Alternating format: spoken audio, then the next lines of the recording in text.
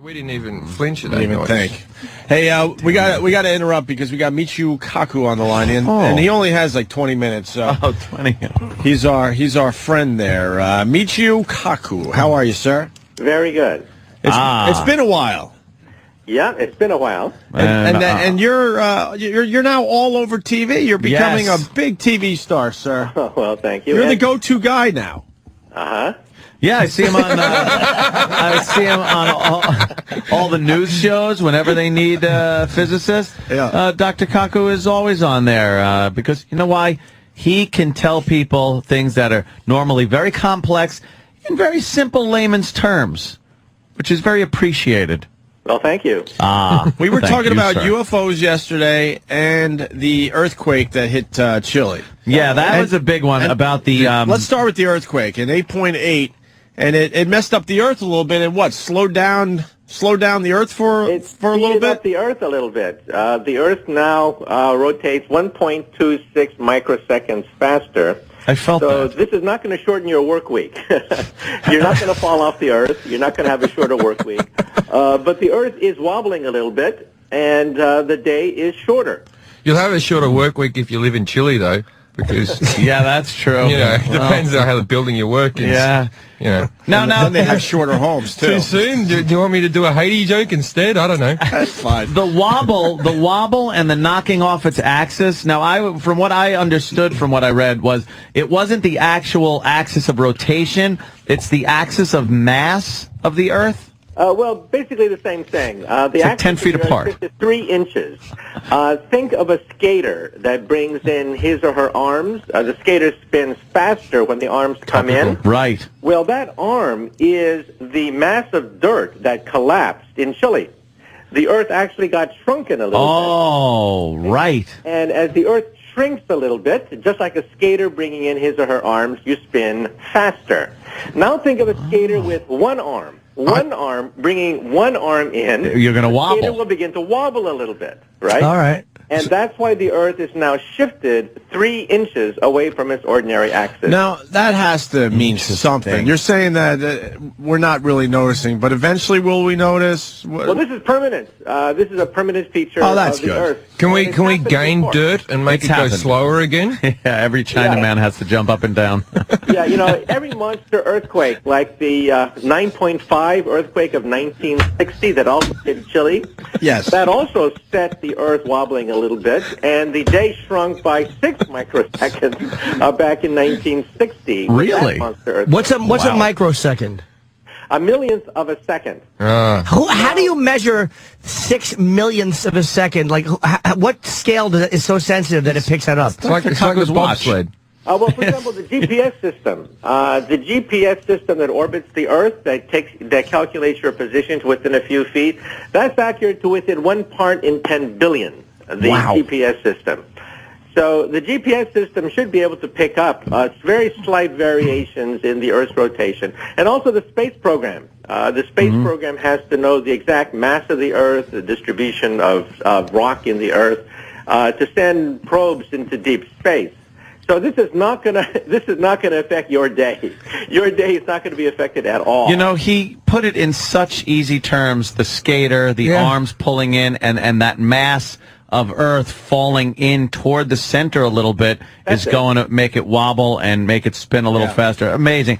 Now, we were also talking about UFOs. Now, what is your take on UFOs first, briefly, just to get a little background on your take on UFOs? Yeah, because Anthony's got a new theory, and I hope you're prepared for this one. Well, it's not a theory as much as it is an observation. Yeah, I guess, you're right, Ant. Observation. Well, I get a lot of UFO reports in my email box, and I'd say about 95% of them can be dismissed as weather balloons, meteorites, the planet Venus, radar echoes, swamp gas. A handful of them, however, makes your skin crawl. A handful of them really give you the willies. The most reliable and hardest to explain are multiple modes, multiple sightings. In other words, the famous JAL sighting off the coast of Alaska where the pilots saw something flying next to them. It was tracked by radar. It was seen by the pilots. It was seen by the passengers. And that is the hardest of all the UFO sightings to debunk, because what could be flying next to an airplane that's seen by radar and seen by the pilots. And if, Dr. If it was a military test plane, the pilot knows enough about aeronautics and all that stuff to understand the way even an advanced military plane would be flying, right? Right. In principle. Yeah, either it's a very advanced military plane, some kind of stealth bomber, or who knows, maybe it's something from another planet. We don't know. But those are the hardest. Those are the hardest to explain. Here's what my take on it is. Back in the 50s and 60s and even into the 70s, we would occasionally get photographs of UFOs, flying saucers, whatever the hell people wanted to call them, and people would just paw over them and be amazed by them and everything. And now it's we're well into the 2000s here. Everybody has cameras on their phones. They're the flip cams. They just cameras all over the place. Their hats. Hat cam. But it just seems like we're not if the UFO phenomenon was so widespread, we would get better pictures, more of them now that people have the cameras that they're ready to just pull out. You can't. A cop can't beat anybody up anymore without cameras. But the thing is, for that airplane one, you're not allowed to have your phone on in the airplane, are you? You take pictures. I've taken video out the window so many times. How many years ago was that, the Japan airline thing you're talking about? It happened in the 80s. Okay, so everybody didn't have the portable camera phone. Yeah, but now, with so many phones, shouldn't there just by the odds, there should be more pictures of strange flying saucers or Yeah, UFO? should be, but remember the smoking gun that would end all the debate is reproducible evidence. That is DNA from an alien chip, alien pen, alien... Yeah, but a UFO doesn't mean alien, though, does it? It just means unidentified flying you don't know what it is. It can be something the military has. Yeah, but that would end the debate right now if somebody could produce alien DNA. If they've been abducted, fine. Give up some of your DNA and see whether there's any alien DNA there. That would end the debate. How do we know it's alien DNA? Because, we know pretty much the nucleic acids of our DNA. Well, A, B, C, G. If it's a new letter of the alphabet, exactly, it would be alien. What about the reports that they've done? And again, it couldn't be accurate or it would be on the front page of the Times. They've done where they've found little pieces of metal in people that have supposedly been put there, and they say that they're not things from this planet. People that are again, no one's ever verified this. You have to be able to put it into a mass spectrograph. You have to be able to have a scanning microscope to analyze these things. No one's ever produced anything that could be analyzed, and that would be the aha moment. That would end the debate right then. How big is a mass spectrograph? A mass spectrograph is the size of a table. Okay. And anything in the laboratory would have one. And if you claim that you've been abducted by an alien craft, Target, swipe one of the pens there. Did you say Target? Yeah. I didn't even hear you. Because we need that irrefutable proof. Like you said, something they left behind, some kind of material that is completely alien to us. Right. And until we get that, no pictures or video or anything is going to be rock solid proof. Okay, right. but most people are in agreement that there are aliens. No, Kaku doesn't believe in aliens. No, I believe.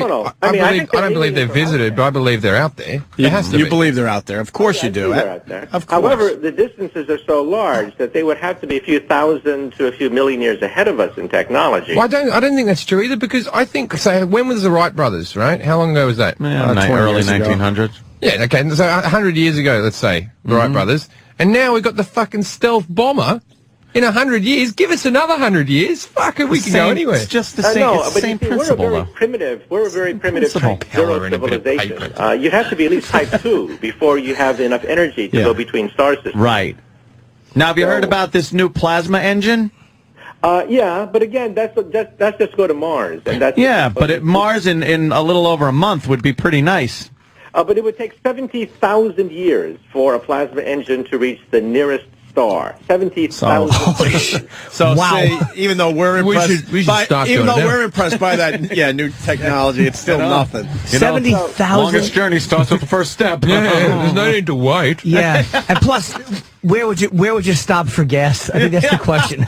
70,000. Now, is that Proxima Centauri or Alpha Centauri? That's right. That's the nearest star system, 4.5 or so light years away. So our space probes are very slow compared to the speed of light. You need new physics. You have to have solar sails. You have to have laser sails. You have to have fusion engines. You need a whole new technology to get close to the speed of light. And even then, it would take a few decades. How do you harness the energy to either slingshot yourself or whatever to go at what would be close to the speed of light? Even at the speed of light, it would take 4.5 years. I mean, there's no faster way to get there. How do you harness that kind of energy? Well, in my program, Sci-Fi Science,